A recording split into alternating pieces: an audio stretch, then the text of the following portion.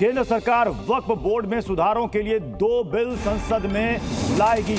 सूत्रों से जो खबर मिल रही है उसके मुताबिक एक बिल के जरिए वक्फ कानून 1923 को खत्म किया जाएगा और दूसरे बिल के जरिए वक्फ कानून 1995 में महत्वपूर्ण संशोधन किए जाएंगे। संशोधन बिल 2024 के जरिए सरकार 44 संशोधन यानी कि 44 अमेंडमेंट करने जा रही है। सरकार ने कहा है कि बिल लाने का उद्देश्य मकसद वक्फ संपत्तियों का बेहतर प्रबंधन और संचालन है। इसमें वक्फ कानून 1995 के सेक्शन 40 को हटाया जा रहा है, जिसके तहत वक्फ बोर्ड को किसी भी संपत्ति को वक्फ की संपत्ति घोषित करने का अधिकार था। तो इस वक्त सूत्रों के मुताबिक जो बड़ी खबर सामने आ रही है वो क्या हो सकता है संशोधन, वो हम आपके सामने रख रहे हैं। इसमें जो बातें निकलकर सामने आ रही है, वक्फ कानून 1923 को खत्म किया जाएगा। वक्फ एक्ट 1995 में कई महत्वपूर्ण संशोधन किए जाएंगे, जिसमें सेक्शन 40 को खत्म किया जाएगा, उसमें बदलाव किया जाएगा। इस पर असदुद्दीन ओवैसी ने क्या कुछ कहा, आपको सुनाते हैं।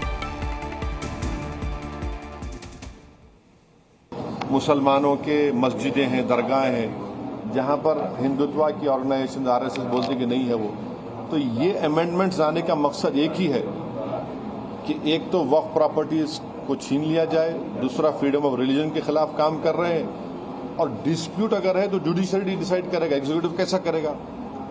तो ये चीजें हैं जिसका हम अपोज करते हैं इसको।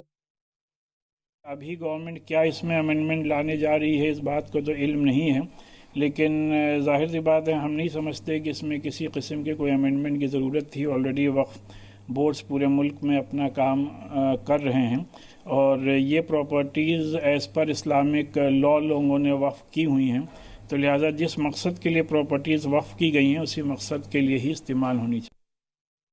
वक्फ व्यवस्था को, वक्फ के सिस्टम को टच मी नॉट, मतलब आप छू नहीं सकते, छुई मुई है।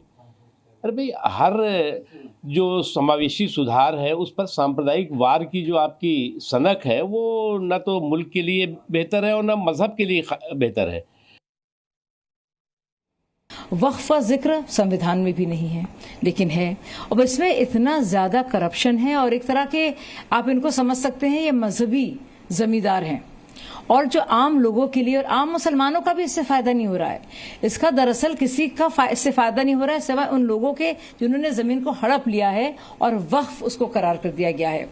आप यकीन नहीं करेंगे, पूरे दिल्ली का 77% जो लैंड है वो वक्फ बोर्ड के अधीन है, चाहे वो हाई कोर्ट हो, चाहे वो न्यू सेंट्रल विस्टा हो। तो इतनी ज्यादा जमीन है लेकिन कोई रेगुलेशन नहीं है, यानी कि इतनी जमीनों पर सरकार का और कोर्ट के ज्यूरिसडिक्शन का कोई क्षेत्राधिकार नहीं है। तो आप सोचिए कितनी जबरदस्त सुधार की इसमें जरूरत है, और इसमें इतना एक पूरा एक माफिया की तरह कुछ लोग इसमें काम करते हैं, और उन्होंने जो आम मुसलमान हैं उनको भी इससे दूर रखा है। ये सिर्फ एक लैंड पार्सल पर कंट्रोल करने की एक तरह से कोशिश बन गई है, और इसमें सुधार आवश्यक है। तो जिसके पीछे जो तर्क दिए जा रहे हैं वो यही दिए जा रहे हैं कि इस संशोधन के जरिए वक्फ एक्ट में सुधार की कोशिश की जाएगी। हमारे साथ खास मेहमानों का पैनल हमें ज्वाइन कर रहा है। हमारे साथ हैं हाजिक खान जी, हमारे साथ हैं सतीश दास जी, हमारे साथ हैं आचार्य गोविंद वल्लभ जोशी जी, और साथ ही शेख अलीमुद्दीन असादी भी हमारे साथ हैं, और 2 सहयोगी भी हमारे साथ हैं, रविंद्र और रवि त्रिपाठी। सबसे पहले रविंद्र, मैं आपके पास आ रहा हूं, क्या ये बिल आज पेश किया जाएगा? और दूसरा सवाल यह कि इस बिल के अंदर क्या क्या सुधार या अमेंडमेंट हो सकता है? मैं रवि आपके पास आ रहा हूं, अगर यह बिल पेश किया जाता है तो क्या विपक्ष इसे अपोज करेगा?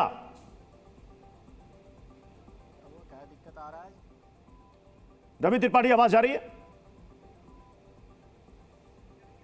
चलिए हम अपने दोनों सहयोगियों के पास जाएंगे। सवाल ये असादी जी, अगर ये बिल आता है और ये संशोधन आते हैं तो स्वागत कीजिएगा इसका? नहीं, बिल्कुल नहीं करेंगे। क्यों?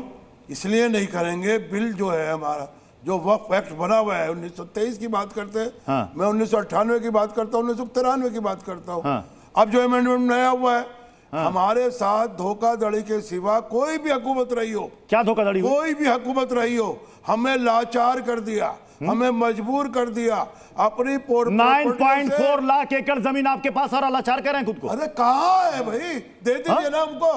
क्या बात कर रहे हैं? दीजिए ना, जानकारी है कहाँ दे रहे हैं आपको? आप? बिल्कुल आपको जानकारी है वक्फ बोर्ड के बारे में? बिल्कुल जानकारी है। वक्फ बोर्ड के अच्छा, वक्फ बोर्ड के पास कितनी जमीन है बता दीजिए, जानकारी है तो सुनिए बताइए ना। 2.1 एकड़ जगह हमारी है, लेकिन हमको उसका जो किसकी बात कब्जा कर रहे हैं? नहीं मिल मुझे पा समझ में नहीं आ रहा। आप दिल्ली का उदाहरण ले लीजिए। नहीं, मैंने पूछा आप आपसे, मध्य मैंने प्रदेश आपसे पूछा वक्फ बोर्ड के पास कुल कितनी संपत्ति है, कुल कितना लैंड है?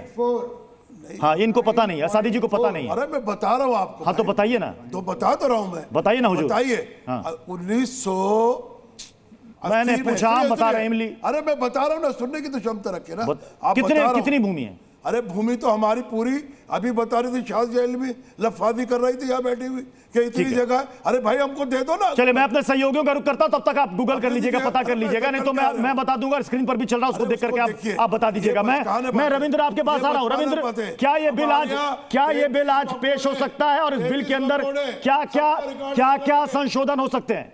रविंद्र, देखिए, ये बिल जो जानकारी मिल रही है कि फाइनेंस बिल जब सरकार आज पास करा लेगी उसके बाद ही आने की संभावना है, या तो आज देर शाम तक आए या फिर कल इसे राज्यसभा या लोकसभा में किसी भी सदन में पेश किया जाएगा। लेकिन सबसे बड़ी बात है कि सरकार की मंशा यही थी कि जो वक्फ की प्रॉपर्टी है उसका बेहतर इस्तेमाल हो, बेहतर प्रबंधन हो, और इसलिए आप देखिए कि जो भी वक्फ बोर्ड जिस प्रॉपर्टी पर पहले हक जता देता था उसकी हो जाती थी, इस पूरे प्रावधान को खत्म कर दिया गया।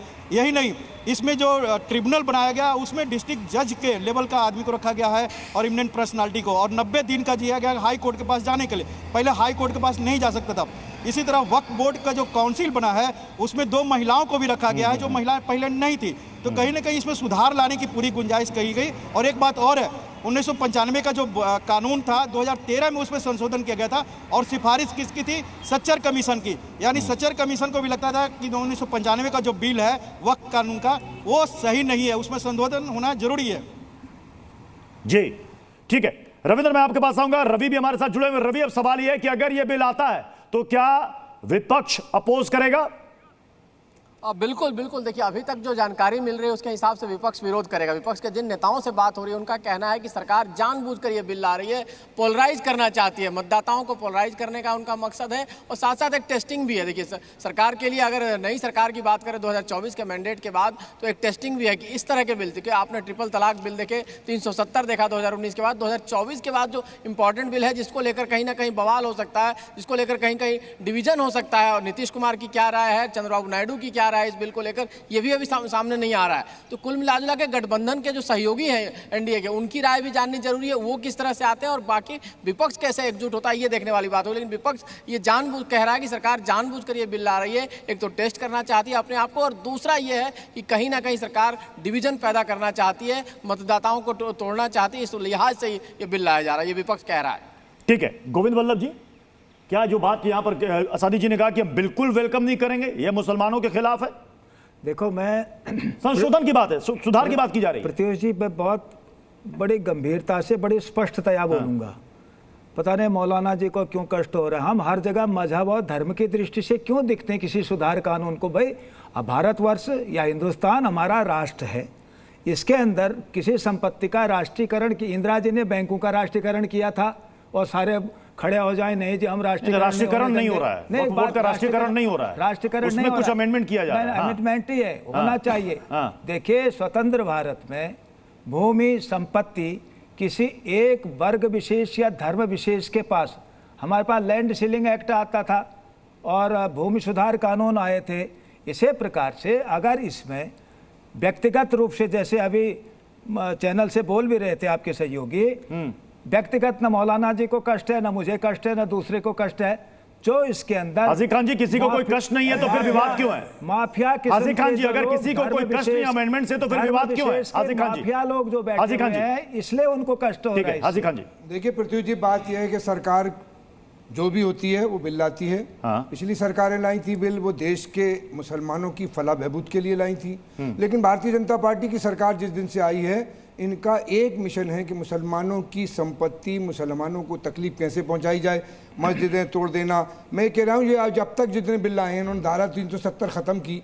कांग्रेस के 10 साल में मनमोहन सिंह के 148 फौजी मरे, लेकिन अभी 32 दिन में 48 फौजी मर गए। ये ऐसे बिल लाने से कोई फायदा नहीं है। हम ये कहते हैं कि वक्फ का ये आर्टिकल 40 जो खत्म करने की कोशिश कर रहे हैं, जिसके लिए इन्होंने प्लानिंग की है कि वक्फ बोर्ड हर चीज पर प्रॉपर्टी पे दावा नहीं कर सकता और उसके अलावा कोर्ट में भी सभा होगा। सरकार बिल बनाए लेकिन हिंदुस्तान के मुसलमानों की फलाह बहबूद के लिए। इससे पहले जो सरकारें रही, कांग्रेस की रही या जनता दल की रही या भारतीय जनता पार्टी की रही, अटल जी की, उन सरकारों ने हाजिर खान जी क्या नहीं हाजिर खान जी, क्या वक्फ बोर्ड में करप्शन नहीं होता? हाँ या ना? हिंदुस्तान की कौन सी नहीं मैंने वक्फ बोर्ड का जिक्र किया, पुलिस सब नहीं बाकी जगह की बात मत कीजिए। होता है। मैंने आपसे पूछा, स्पेसिफिकली आपसे पूछा, वक्फ बोर्ड में करप्शन होता है? देखिए पृथ्वी जी, भारत के, हाँ या ना? मैं अभी जवाब दे रहा हूँ आपके जवाब। भारत की जितनी भी, मैं अन्ना के मंच पर मैंने कहा था कि करप्शन भारत से कोई माई का लाल खत्म नहीं कर सकता। ईमानदारी को हमने बहुत करीब से देखा है।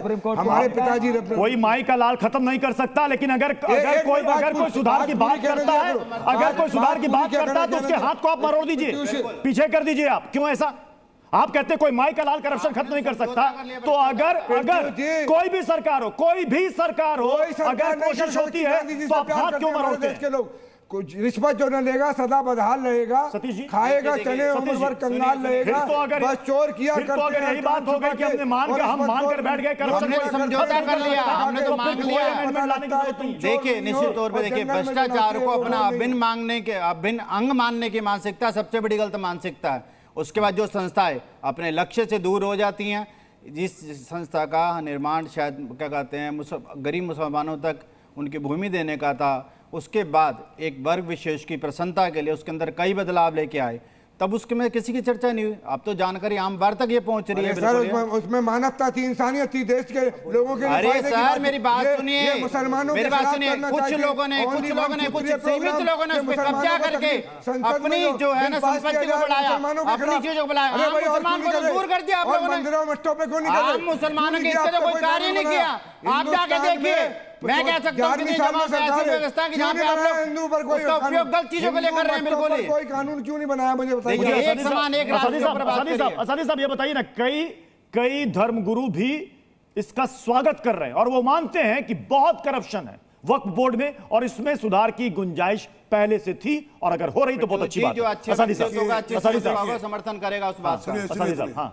1955 का जो ये हमारा कानून था, 95 का नहीं, ये तो आखिर में हुआ है। 95 में तो जो है सीताराम केसरी वक्फ मिनिस्टर थे।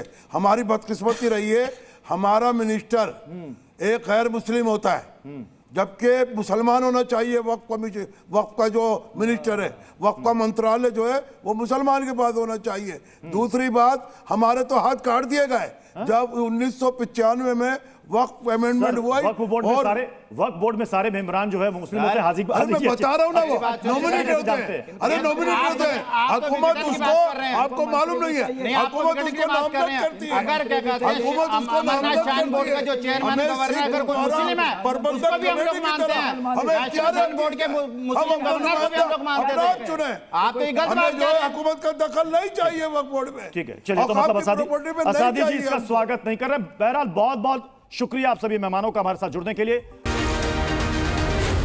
जी न्यूज़।